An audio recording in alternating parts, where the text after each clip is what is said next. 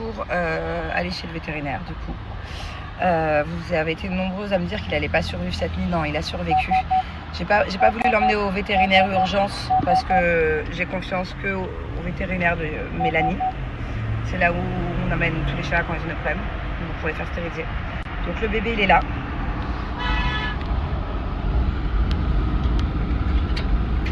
Oups. Mon amour, mon petit bébé chat. En tout cas, j'ai reçu plusieurs messages de personnes qui voulaient le prendre en France. Pour ça, je sais pas du tout comment faire pour vous l'envoyer. C'est plutôt Mel qui gère ça. Je vais screener vos noms quand même. Et puis voilà, on va pas mettre la charrue avant les bœufs. D'abord, je vais le soigner ce chat. Je vais le vacciner, tout ça. Et après, on va essayer de lui trouver une famille. Ouais. Je préférerais à Dubaï. C'est moins traumatisant pour lui que de prendre l'avion et tout. Mais on va voir ce qu'on peut faire. Tous ensemble du coup. Merci beaucoup à tous, à toutes. Ouais. Sorry. Yeah, we'll do the next day. We'll make sure. Bon, là on a le petit Lucky qui avait une tumeur à l'œil. Donc du coup je l'ai fait opérer, on lui a enlevé l'œil. Parce que c'est une très grande souffrance pour lui. Il va rester un petit peu là et puis après on va essayer de lui trouver une famille. Mon amour, c'est vraiment le plus gentil de la rue, celui-là. Mon bébé chat, mon amour. I love you. Everything will be fine. Coucou toi. Montre ton visage. Montre. C'est normal? C'est un chien, ça. Ouais. Il y a une... C'est du feutre, hein, je vous rassure. Mais il y a eu une petite bagarre de feutre ce matin. Elle a même pas de faute sur elle, Angina, moi j'ai rien fait. C'est sa soeur qui lui a colorié le visage. Elle est venue, elle a mis sur mon visage. Ne rajoute pas trop. Le début de l'histoire, c'est que t'as pas voulu lui prêter un feutre, c'est ça? Et moi qui ai toujours mes décorations d'Halloween derrière, j'en peux plus. Ça fait 2 semaines que je leur demande de venir les enlever. Seul sait à quel point mes cheveux de base, ils ont un passif de dingue, quoi. Je veux dire, pour avoir cette longueur, j'ai mis 6 ans, 7 ans. Mes cheveux ils poussent pas, le blond ça les a complètement abîmés. Normalement, une fois que je les ai lavés, c'est du chewing-gum. Là, je veux dire, pour qu'ils soient tout doux comme ça, pour qu'ils soient réparés en profondeur et que je réussisse à récupérer ma masse, c'est grâce clairement à IMPR. C'est vraiment un soin, le masque en tout cas, c'est vraiment un masque qui va venir réparer les cheveux en profondeur, mais qui en plus de ça, les rend ultra doux. Et on dirait pas que je suis blonde là pour le coup. IMPR, c'est aussi disponible pour les professionnels. Si vous avez un salon de coiffure, faites-moi confiance. Testez, juste commander une gamme, ça ne vous coûte rien. Testez sur vos clientes, vous allez voir que après vous ne choisirez plus que ça. C'est vraiment la base pour avoir les cheveux doux et réparés. Donc voilà, faites-moi confiance si vous êtes aussi des professionnels ou si vous êtes dans n'importe quel domaine, utilisez IMPR, vous ne serez vraiment pas déçus. En plus, il y a plein de gammes différentes.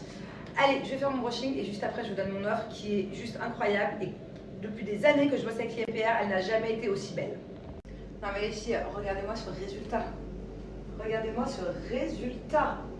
Ils sont incroyables, ils sont trop bons. Bon, déjà, ça c'est un détail important. Mais regardez comme cette douceur, je sais pas si ça se voit sur la vidéo, mes cheveux sont tout doux. Je suis blonde, j'ai des cheveux décolorés, j'ai des cheveux de base, c'est de la paille. Incroyable. Vraiment, si vous n'avez pas encore testé IMPR, la gamme bleue à la protéine de soie, foncez les filles. Moi, il y a énormément de marques qui me contactent pour des marques de shampoing pour les cheveux et je refuse parce que c'est cette gamme-là dont je me sers. Voilà, incroyable, j'adore. Alors, on en pense quoi? Est-ce que ma couleur n'est pas incroyable? Mes cheveux, ça se voit qu'ils sont tout doux? De ouf. Ça se voit, hein? Oui, bien sûr. Et voilà. Écoutez bien, c'est une avant-première Black Friday. J'ai pas moins 10, j'ai pas moins 20, j'ai pas moins 30, j'ai pas moins 40, j'ai pas moins 50. J'ai moins 60% sur tout le site IMPR. Moins 60%. Quelle marque de coiffure fait du moins 60%? Encore plus, quelle marque de coiffure à ce niveau-là, parce que pour moi c'est juste la numéro 1, fait du 60%. Il n'y a pas. Donc voilà, profitez-en. C'est la toute première fois depuis des années que je travaille avec cette marque que j'ai moins 60%. Profitez-en, kiffez et surtout je vous recommande la gamme bleue. Pour la toute première fois, alors ça fait longtemps qu'il existe maintenant, hein. On est dans le musée du futur avec les enfants. C'était la bonne idée de Thiago. Par contre, il y a énormément de monde, mais je pense qu'on va se régaler. Regardez comme c'est trop chouette.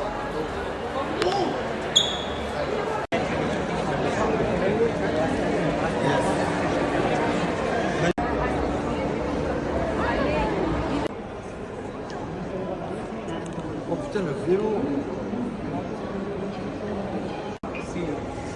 I can see a spacious, modern interior. And you can start exploring. Welcome to our ever-growing DNA library. In your big house, more than 2,000 genetic DNA specimens collected for medical research. On the left-hand side, you will find the animal.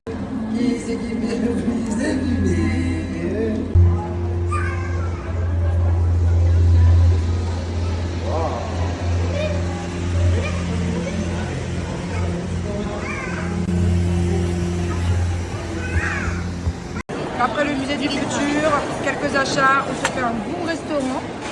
Ça c'est notre restaurant préféré chinois. Din Tai Fung à Molac-le-Mérite.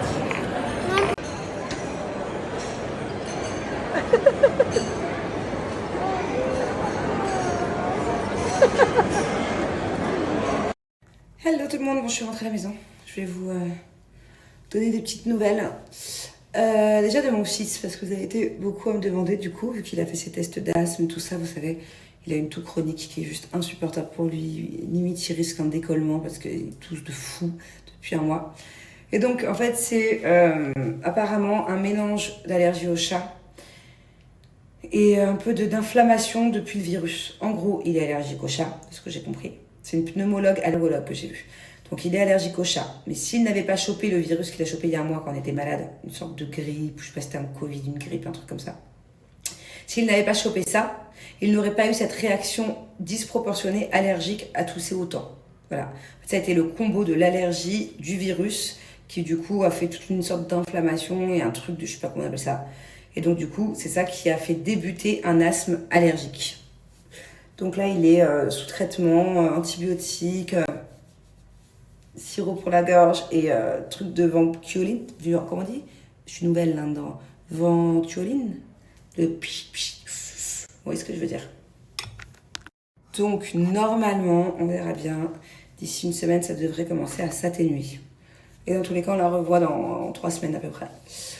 Voilà, c'est votre enfant à un moment donné fait un début d'asthme, surtout si c'est un petit asthme allergique, c'est mieux de le traiter dès le début. Parce que là, elle m'a dit, vu que c'est que le début, on peut encore sauver le truc, quoi. Donc voilà, ça c'était la story time pour Thiago et sa toux et son asthme. Maintenant, story time pour les chats. Je suis dégoûtée, il vient de m'arriver un truc de fou.